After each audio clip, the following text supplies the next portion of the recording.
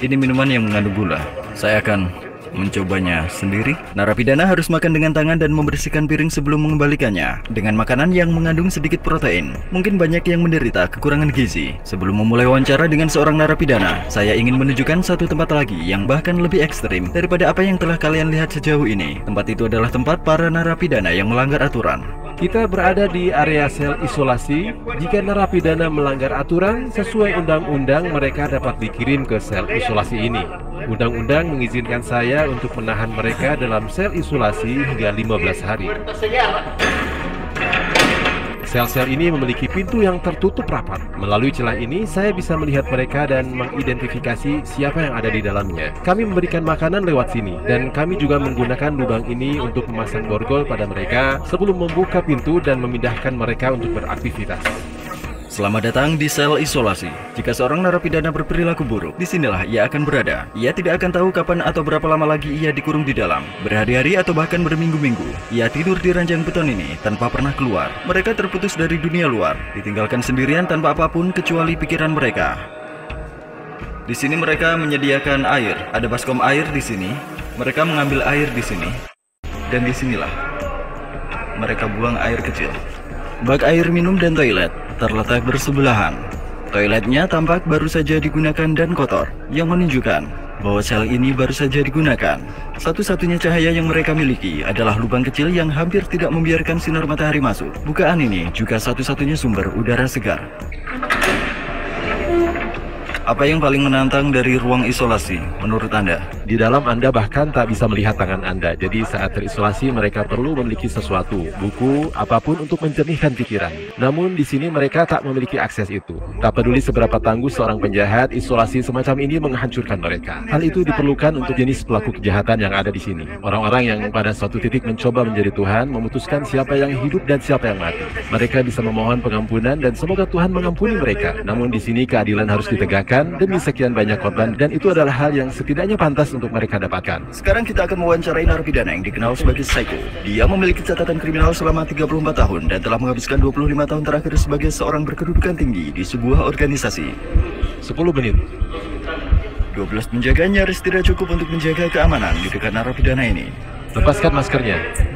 Siapa nama Anda? Nama saya Marvin Ernesto Medrano Vasquez. Berapa usia Anda? Usia saya 41 tahun. Anda tidak seperti 41 tahun, terlihat lebih muda, seperti 35 tahun. Apa yang Anda katakan kepada saya sangat baik karena saya merasa tua. Bolehkah saya melihat tato Anda? MS-13. Kapan Anda bergabung dengan organisasi kriminal ini? Di tahun 2004. Namun catatan kriminal saya dimulai sejak saya berusia 11 tahun. Bagaimana awalnya Anda terlibat? Ketika seseorang lahir hanya dengan seorang ibu dan ibunya bekerja, Anda akan mencari kejalanan. Anda mencari seseorang untuk membantu Anda. Anda mengatakan, oh ibu saya miskin, saya butuh sepatu, saya butuh pakaian. Dan saya mulai merampok. Saya juga membutuhkan figur ayah karena saya tidak tumbuh bersama ayah saya. Dan saya mencari sekelompok geng. Saya melakukan pembunuhan dan datang ke El Salvador, mencoba mengubah hidup saya. Tetapi ada lebih banyak geng di sini, dan saya mulai melakukan hal yang sama. Dan kemudian saya ditahan. Saya merupakan tipe orang yang selalu ingin mencapai hal-hal yang menjadi tujuan hidupnya. Dan saya mencapai semua yang harus saya lakukan di sini. Tapi saya ada di sini. Beginilah cara iblis membalas orang-orang. Ya, benarkah untuk bisa bergabung dengan organisasi kriminal ini Anda perlu mengakhiri hidup seseorang? Ya. Tapi yang pertama biasanya adalah kerabat Anda, kan? Karena Anda harus mendapatkan wilayah untuk geng Anda. Saya kehilangan ibu, ayah, anak saya, semuanya di sini karena geng. Maksud saya bisa saja bersama dengan keluarga saya di AS, hidup yang lebih baik. Namun ya, kita membuat keputusan yang salah. Itu yang menyebabkan semua ini. Oleh karena itu saya mengatakan kepada anak muda, "Hei, pergilah ke sekolah. Dengarkan ibumu, dengarkan ayahmu. Jangan hidup seperti kami di sini. Tidak ada jalan keluarnya." Berapa banyak nyawa manusia yang telah Anda ambil? 5? 10? Berapa? Tidak. Jika berbicara mengenai apa yang dulu saya lakukan setelah di penjara, mungkin jumlahnya bisa lebih dari 50. Kadang Anda perlu melakukannya. Bagaimana Anda bisa menjadi begitu berdarah dingin dan kejam? Saya tidak dapat menjawab pertanyaan itu. Bagaimana rasanya tidak bisa bertemu keluarga selamanya sejak Anda berada di psikot? Saya merasa tidak enak karena terakhir kali saya melihat anak saya adalah saat dia berusia 5 tahun. Dan sekarang dia berusia 21 tahun. Saya ingin melihatnya. Saya ingin mengatakan padanya, hei, jangan lakukan hal yang sama seperti ayahmu. Carilah kehidupan yang lebih baik. Orang-orang yang menjadi korban Anda tidak akan pernah melihat orang yang mereka cintai lagi. Anda juga tidak akan pernah melihat keluarga Anda. Bagaimana Anda menangani emosi seperti ketika merindukan seseorang? Saya merasa tidak enak kadang-kadang. Seperti yang saya katakan, saya berbaring di tempat tidur dan memikirkan banyak hal. Kadang-kadang saya menangis dan berkata, Apa motivasi Anda untuk tetap hidup? untuk suatu hari mengubah hidup saya dan menemukan Tuhan, saya memberitahu Tuhan, hei, maafkan saya. Maafkan apa yang telah saya lakukan. Oke.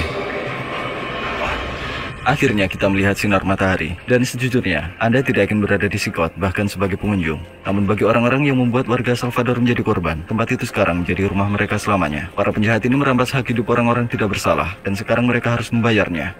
Pesan pemerintah Salvador jelas, kejahatan tidak lagi ditoleransi, dan hukumannya berat. El Salvador pernah memiliki angka kematian tertinggi akibat kekacauan yang meluas. Pada masa puncaknya, 104 dari setiap 100.000 orang kehilangan nyawa mereka dalam 1 tahun. Pemerintahan sebelumnya setuju untuk melakukan kejahatan senjata dengan kelompok-kelompok ini, namun langkah ini gagal menciptakan stabilitas yang bertahan lama. Meskipun cara pemerintah saat ini kontroversial, pada tahun 2023 angkanya turun drastis menjadi 2,4 per 100.000 orang, menempatkan El Salvador ke dalam negara-negara teraman di dunia untuk pertama kalinya. Sejauh ini hasilnya tidak dapat disangkal, kedamaian telah kembali ke tengah masyarakat. Namun bagaimana dengan mereka yang dipenjara secara tidak adil? Apakah ini keadilan sebenarnya atau sekedar cara mengendalikan kekacauan? Apakah kita melihat solusi yang bertahan lama atau sekedar sementara? Untuk saat ini jawabannya masih belum jelas dan dunia terus mengamati.